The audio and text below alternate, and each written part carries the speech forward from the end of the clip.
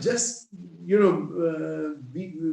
happy and, take the good with the bad and, do your best. Don't get too much attached to even the success or Ah, even the failure.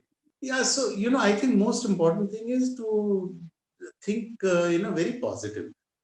Yeah, so one most important thing for a mentor is that you have to be a good listener. uh, don't go with the prescribed set of solution, okay, because for different people different things will work. My advice is chart your own path. There are different formulas for success for an entrepreneur. Every day is a fresh day.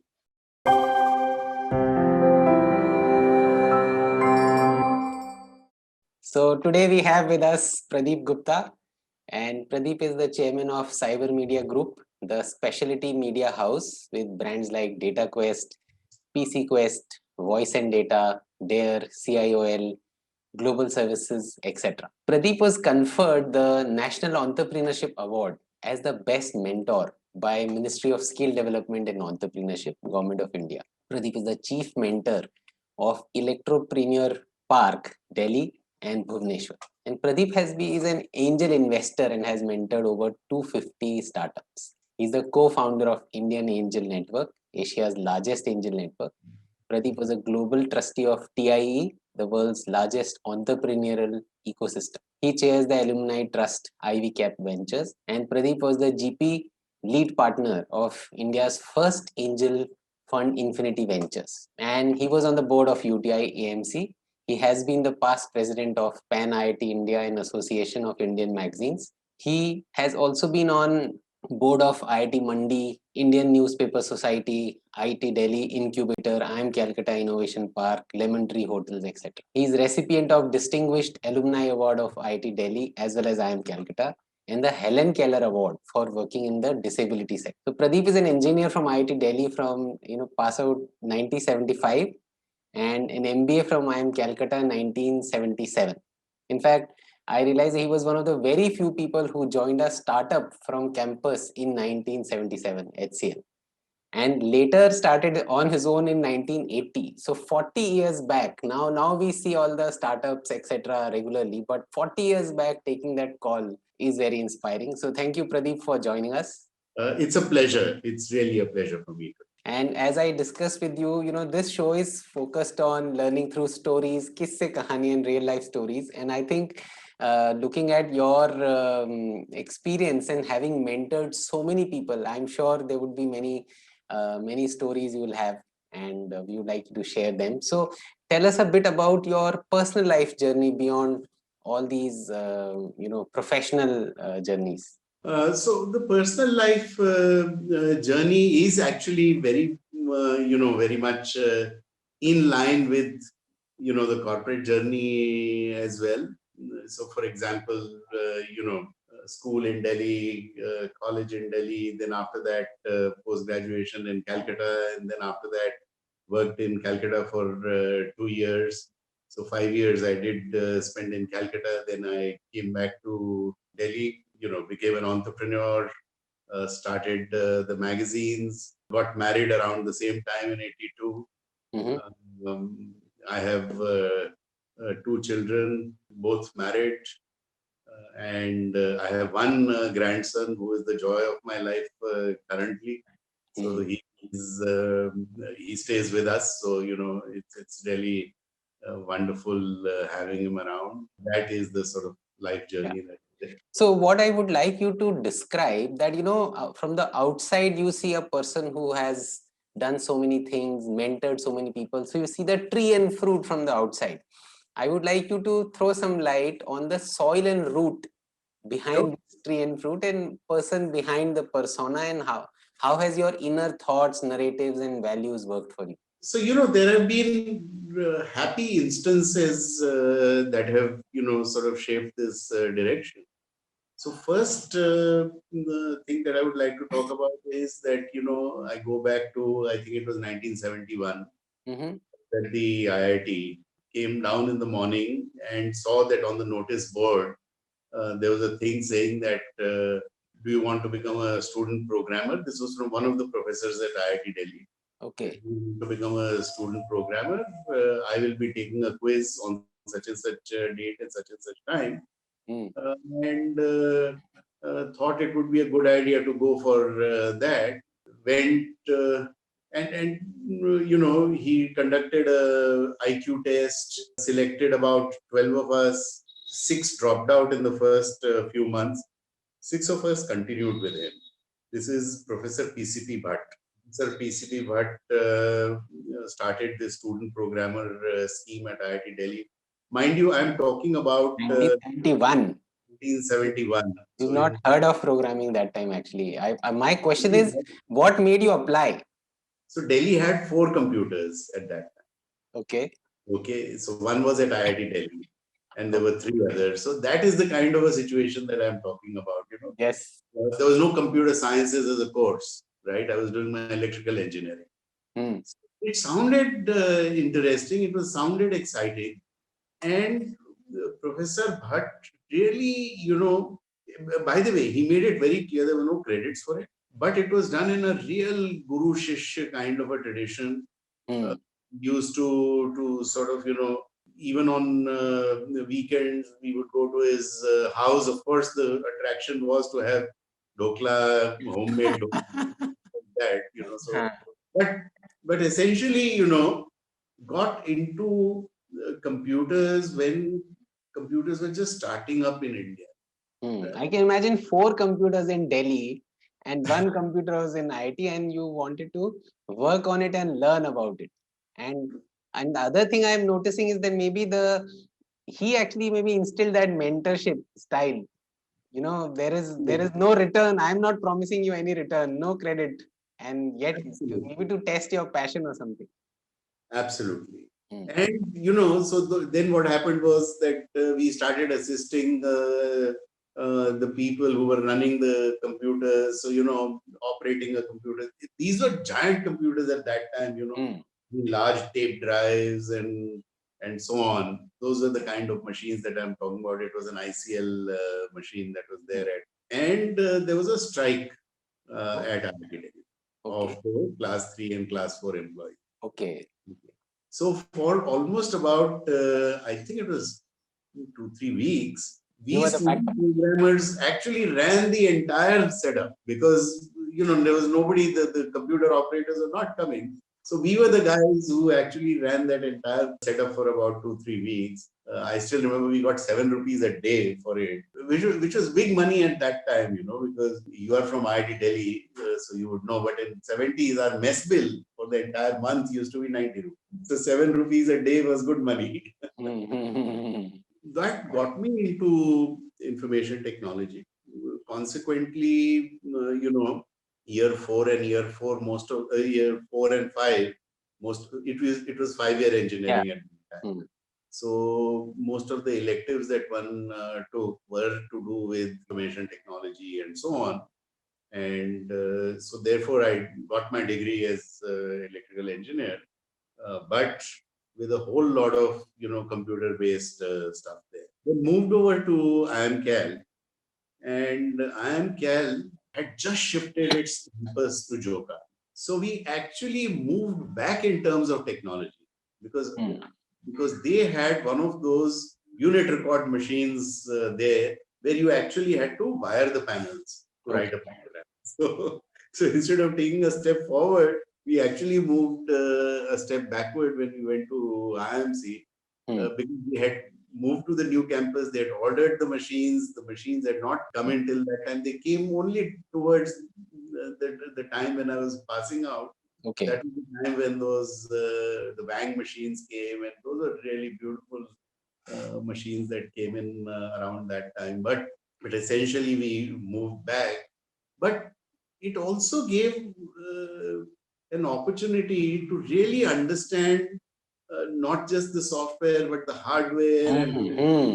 physically, because you actually had to put in wires to connect the panel on these machines. Of course, we could go to the science center, Calcutta Science Center computers and work there, which I used to do. And again, there was another professor, Professor Ashok Agarwal. Okay.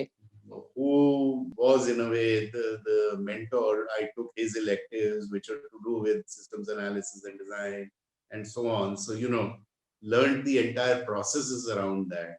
Consequently, all the trainings that I also did were in those areas only. I did my training with IBM and so on. So, Summers, okay, the internship in campus you are saying. the summer job which was there. So, so consequently, I did get a lot of exposure to information technology. Therefore, taking a choice of joining a startup, which was HCL, was yeah, in a way, not many people used to join startups at that time. Yeah. But I went ahead and joined them because they were talking about these micro computers. These are this is the pre-PC days, right? Yes. So there were these 4-bit machines that were coming up, the 8-bit machines which were there, and so it was a very exciting sort of a work. But talking about the crossroads, you mentioned about what the choices that you had to take. One such thing was when I was graduating from IIT. So during that time, I had applied for a few jobs also, and it was a very interesting situation, right? I had applied to TIFR, and I had got that job. I had applied for telco, and I had got that. And of course, after the first two jobs, you are out of placement, right? Mm-hmm.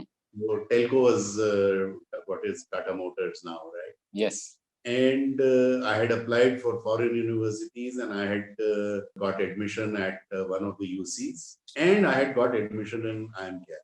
If you look at these four things, life would have taken a different direction.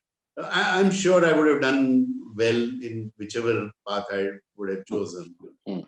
But if I had, let's say, gone into fundamental research, then, perhaps I would have been a scientist and would have been working with some, it would have been a different path altogether. Yes. If I had gone into the Tatas, I would have gone and, implemented large IT systems and stuff like that.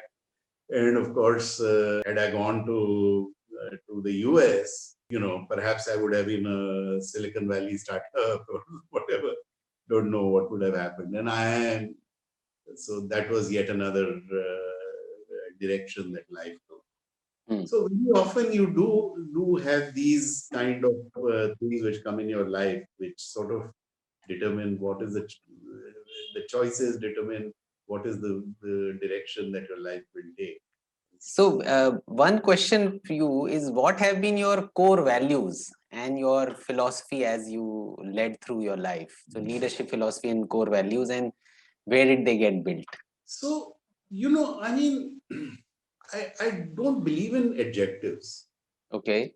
Okay. So, I mean, if somebody says that you write down your core philosophy, what are the points, I would struggle to sort of, put those down. I would like to do new things. Mm-hmm. And I guess that's where the entrepreneurial streak comes. I would like to do innovative things, and I would like to do them well in a honest manner. Is how I would like to do with work with the teams and so on. So it is not that I can sort of pick out 3 or 4 core values as such, but essentially, as I described. Yeah. So maybe I can rephrase it. There would be some principles you'll operate from. So one principle of taking new things, being innovative, then doing things with excellence. So those were some of the core principles you worked with. Okay, so let me take you back in your childhood before IIT. What was your biggest childhood challenge? Biggest childhood challenge. See, what had happened was that early on in my life, my parents went to the UK for a couple of years. So they left us with our grandparents in Aligarh. And there I ended up getting a few double promotions. Then I came back to first Bombay and then joined school in Delhi. The big challenge which was there was that I was, because of two double promotions, I was almost 2 years younger than everybody else in the class. Okay. That was always a big sort of a challenge. Okay, so the difference when you are 8 years and everybody else in the class is 10 years can be quite big, whether it comes to sports or whatever, Yeah. you know. So that was one big, I guess, right throughout, it was a big challenge Hmm. while growing up. And in hindsight, how that would have helped you, because maybe you have had a different style or mentality to handle that at that time. So not really. Of course, I guess that also meant was that I was not in the same class, whether it is football or cricket or whatever. You are actually younger, so and at that age, 2 years can be quite Yeah, a yeah. big. Height-wise difference would be there, strength-wise. Height-wise, the difference was there. Everything. So therefore, perhaps that led me to focus more on studies. Maybe it was never that I used to study hours together and so on, because I used to spend very little time, but perhaps would get into concepts and understand them. Perhaps that was the compensatory kind of a thing that I was. Okay. And then So, finally, what happened was that when I reached the board level, the board did not allow me to sit. yeah, I was wondering that you were underage for that. I was underage, so I had to repeat my class 11. Wow. Because I reached my class 11 when I was 14 years. Okay, so I had to repeat. And Hmm. after repeating again, I was underage. This time they gave me a special dispensation. They said that he's a bright guy. We have already held him back for 1 year. It would be Hmm. unfair to hold him for another year. And so that's why I was able to give my board exam. Interestingly, IIT Delhi, that year, IIT, that year removed the age restriction. Ah, okay. Otherwise, there also you would have got. Otherwise, I wouldn't have been able to get into the IIT. So actually, I was 15 years when I got into I remember I was IIT. 17. Hmm. I was 15 years when I got into So you are an early starter, right, in a lot of things, whether it is entrepreneurship or any other. IIT. So that physically was a challenge. So if I have to ask you one or two core events that shaped your personality, what would they be? So I guess one is this that I'm talking about. Yeah. And that would have had the second would be, a big influence in my life has been my dad. Okay. He was an engineer and he was in CPWD. Okay. And he was always a person who was a great sort of, motivator, storyteller, jokes and so on. So I think the influence of him in terms of shaping my life would have been absolutely. What would you say has been a turning point of your life? Life goes like this, and then there's a shift. So the structural shift or a turning point of your life, where would that be? There may be many, but which one stands out for you? I'm not sure whether there is one point that I would call as a turning point. One thing I can think of is that after when I joined HCL. Hmm. So HCL was as I mentioned, it was a startup at that time, right? It had just started in late '76. We were the first batch of MBA, first senior management, the management trainees as it was called. Yeah. Would be groomed for senior management were taken by HCL. And HCL was very highly, entrepreneurial. Okay. Shiv Nadar, Arjun Malhotra, Ajay Chaudhary, all these people would delegate a lot, would say, okay, go ahead and try. Here I was fresh from MBA.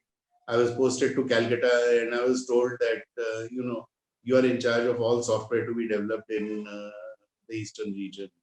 Hmm. So, you have to build up your team, you have to decide what training should be given to that team, etc., right? A typical entrepreneurial environment which is there in a startup, that was the kind of a thing which was there at that. So I would I would say that, that I could define as one of the forks in the road, because I think the entrepreneurial juices probably did get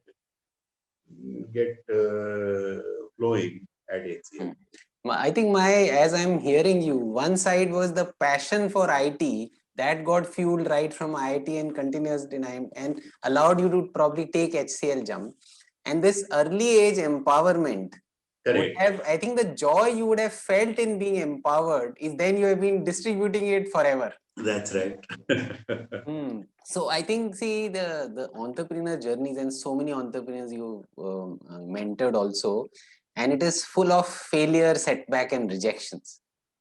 And what would be one of the such failure, setback, or rejection that you had, which you then turned around? So obviously, in terms of any entrepreneurial journey, there are highs and lows, there are successes, there are failures, and so on. Data Quest was a great success. We sort of broke even in, I think, 8 or 9 months, Okay. and then launch of PC Quest, and number of great things that we did. It's one of the biggest failures for cyber was in terms of when the 2008 and 9 crisis in the US, Mm. the world economy. That was the time when we had embarked on an international expansion. Oh, okay. So we had a number of tie-ups in the US, and we started a number of different kind of things. Acquired 20% stake in something, 49% stake in something, 100% stake in. So we really went in for a lot of international expansion. The slowdown, the economic slowdown, hit us very, very bad. We had to close a whole lot of operations. We suffered a huge amount of losses. I mean, our stock lost 90% of the value. So that is the kind of tough sort of a thing that we went through. But this is part and parcel of doing businesses and so on. And we have now pivoted the company. We have come back into recognition, strong digital marketing player, and so on. So my question is that, if you take me back in that time, what was the narrative in your head which allowed you to handle that, that kind of a setback? What was going on? Because that may help a whole lot of other people who are, looking at being entrepreneurs and leaders. Yeah, so I think most important thing is to think, very positive. You see, because that is the time when there are a lot of negativity all around you. Hmm. And if you let that negativity come in, then that sort of gets into the thinking, not just in the leader, but down the line with each and every person in the organization. And therefore, the narrative at that time very clearly was that, okay, fine, we are having problems, we are having certain troubles. So, no point in, turning a blind eye to that. Let's see what we can do in terms of getting out of it. What are some of the tough decisions that need to be taken? But, do them in a very, very positive manner. That was the kind of thinking that was kept in the entire organization. In fact, the next deeper question is that how do you remain positive? When you say what allowed you to remain positive, and what are one or two practical tips that which one can use in the times of setbacks and failures? I mean, I don't I don't know. I mean, perhaps just close your eyes, meditate, keep a calm head. Yeah, Is even that becomes difficult that time. So remembering that and remaining calm and centered, that in long term probably you are a long term player rather than. So another question is that what is the biggest dilemma you've ever faced? One of the most difficult decision of life where you kept thinking. One was these 5 places you got selection after IIT. Other than that, any other the biggest dilemma you've ever faced? not really. I can't think of such like. I mean, in when you're running a company, multiple brands, and so on, there are tough decisions that you're taking perhaps every 3-4 months. Mm. I don't think I can really single out a specific instance. Mm. I think maybe you had too many difficult decisions, so you got used to them. My sense is, as I am hearing from you, that you have many things going on in different points. So you probably spread your attention, or maybe risk, in that sense that maybe you were not backing one thing with a you didn't put all your eggs in one basket, and that probably was also a different. No, not really, because most of the thing was in cyber media. That was the main flagship company. Mm-hmm. Okay. Uh, and that is the one in which we ended up with significant losses and stuff like that, and it took us a good few years to get out of that entire thing. So, tell us, you've mentored so many startups, and what has been, 250 startups is, it's quite a big number to say. One, what inspired you to be a mentor, and what keeps you going as you mentor these startups? So, for this, one will have to move to the mid 90s. So, we used to go to the US and, attend Icon and so on and see the energy. This was the time when Indians were emerging in the US Mm-hmm. and becoming successful entrepreneurs and so on. The software export boom was starting in India. That is the time when all of that stuff was happening. Now, and so we thought that why can't we do the same kind of a thing in India? And that is how TIE started. So there was a handful of us, TIE Delhi chapter. I was one of the few who was involved in. And so, and then interacting with youngsters and guiding them and, telling them that, look, this is what you can do, etc., was very soul satisfying, was very rewarding in terms of, you feel nice. And I think most people who do well in life have some sort of a guru in them, and that's a very good feeling that when you give advice, and some people will not listen to you, but some will, and then to see the fruits of those things coming up, it's really great. And that's how I started getting more and more into the other passion that I have, which is on. So how do you balance your time with respect to, joy of mentoring others, running your own business? What kind of balance? How have you managed a balance? Yeah, so in cyber media, I had done plenty of delegation. There's a strong team and so on. And now, of course, my son is also in the entire business, and he is doing most of the heavy lifting there. And that gives me time to be able to get into mentorship and guiding others and so on. So that's how it was tied, the Infinity Venture Fund and Indian Angel Network, all these incubators that I got associated with, various funds that I'm associated with. So that is the other part of things that have been a passion with. So another question I have, that when I looked at you talking to some other people also. So one, there is always a smile.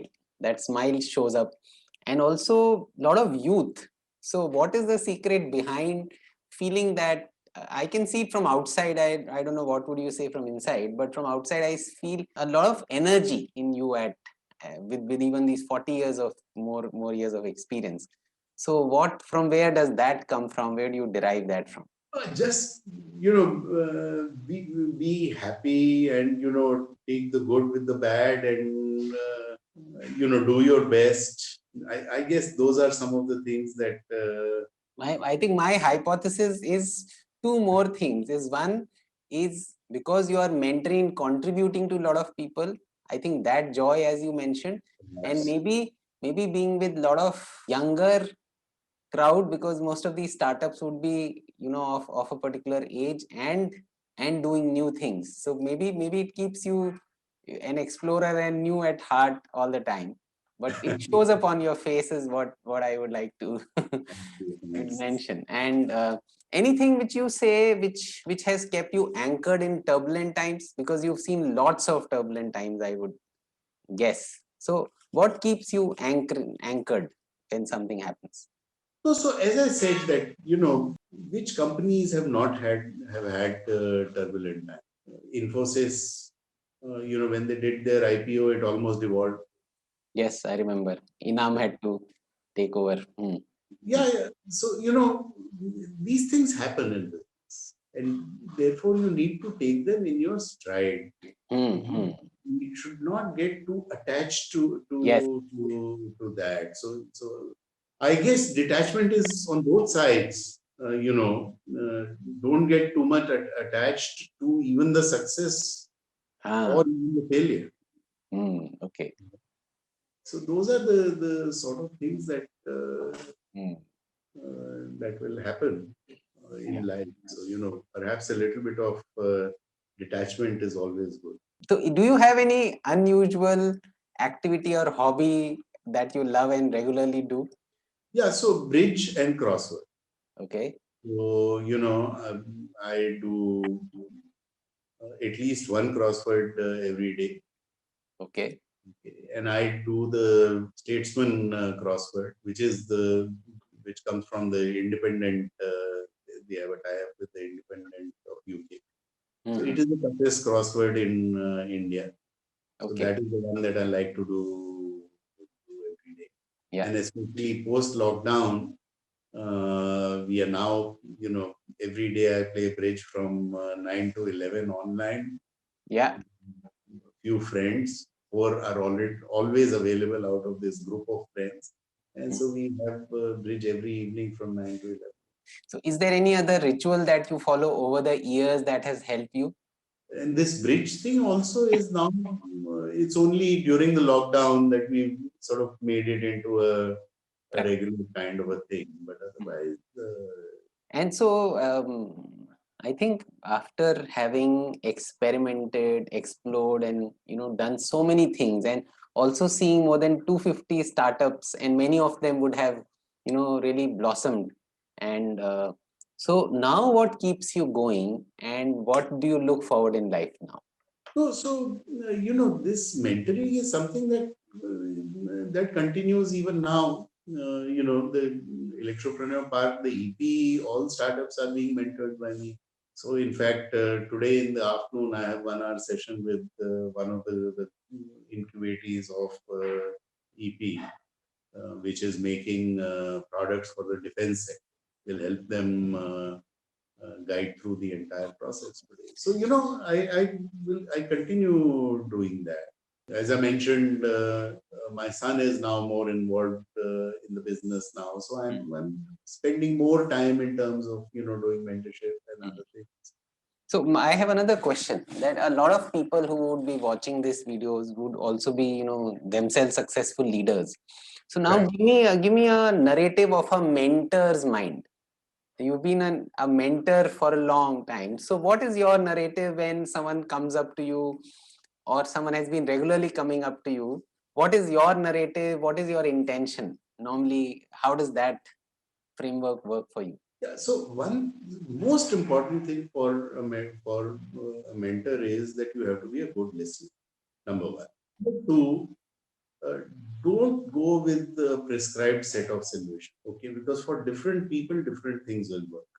And if you listen well, if you understand the founders and their thinking and so on, then you will be able to guide them in the best possible. For people, what they do is that they go in with a very, very set sort of framework that, oh, now you go to market, this is what needs to be done. Such and such, this is what needs to be done. So they become more prescriptive. Or should not be prescriptive. So my last question is that what advice would you give to a smart and driven leader, or a leader in making? What would be some of the Before recommendations? that, before that, I would just like to mention about one more thing, and that is that that is the third passion that I have, Okay. where I work with the disabled Helen section. Keller Award was from there, I remember. I got in touch with almost about 20 years back with Javed Abidi, who is really the founder of the disability movement in India. Came to the office, and then I realized that my office was not accessible and so on. And therefore, went ahead and we devoted magazine pages and so on. And, we did workshops in various places and sensitized the IT industry to this entire area. I'm a trustee of NCP-EDP.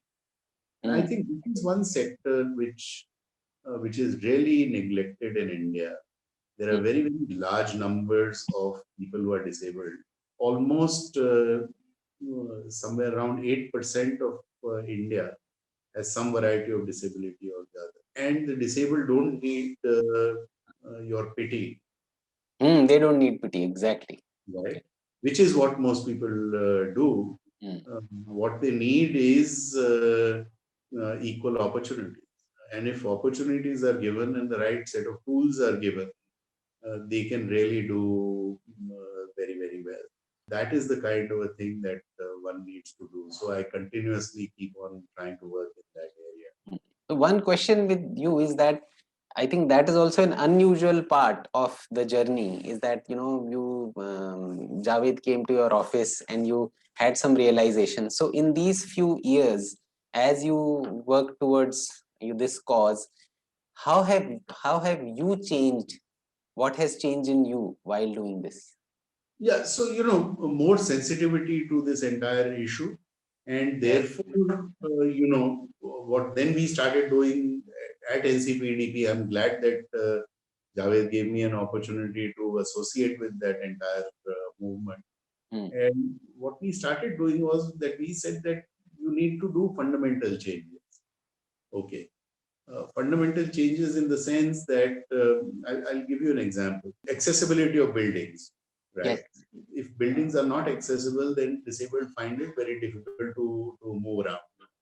Now, one is that you work and you tell people that make your building accessible, etc., etc. We worked in terms of putting it in the building code. Okay. So that new buildings that come up automatically are accessible. Okay.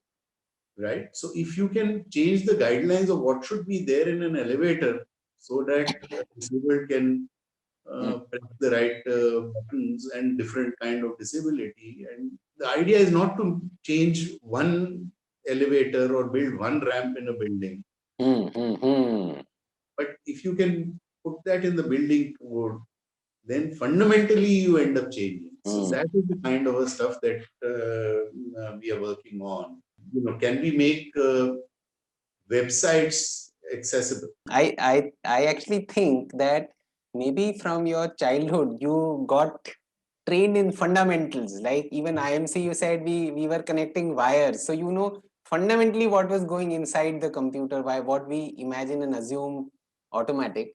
So maybe changing things at a core root level rather than just on top of it, whether it is with respect to disability or even I think the entrepreneurship mentoring is also in a way strengthening the core fabric of the world probably. So I can sense that is where probably your insights come from. So what would you advise to a smart driven leader or a leader in making? So, my advice is chart your own path. There are different formulas for success. If you look at 20 entrepreneurs and look at their stories, you will find different themes. So chart your own journey, chart your own path. That is the thing that I would like to leave the message for you. And what would you advise entrepreneurs to keep going, in the sense, the life is quite difficult for an entrepreneur in different ways. So what would be one suggestion or an advice to an entrepreneur who's facing a tough time or No, that every day is a challenge. mm, Whether in a growth phase or whether in a negative phase or whatever, but for an entrepreneur, every day is a fresh day. exactly. So what would you like one line for an entrepreneur to No, inspire? that's what I'm saying. My line for entrepreneurs is that every day is a fresh day. Yeah, every day is a fresh day. Yes. Yes. Okay. I think it's been amazing interacting with you, and I also learned a lot as you were sharing things about the perspectives, and I think making fundamental difference at core in whatever you do with excellence is very, very amazing, and I wish you all the best in your journey of may you be a guiding force to a whole lot of not just startups but to whole lot of leaders around you. So thank you very much. Thank you, Rohan.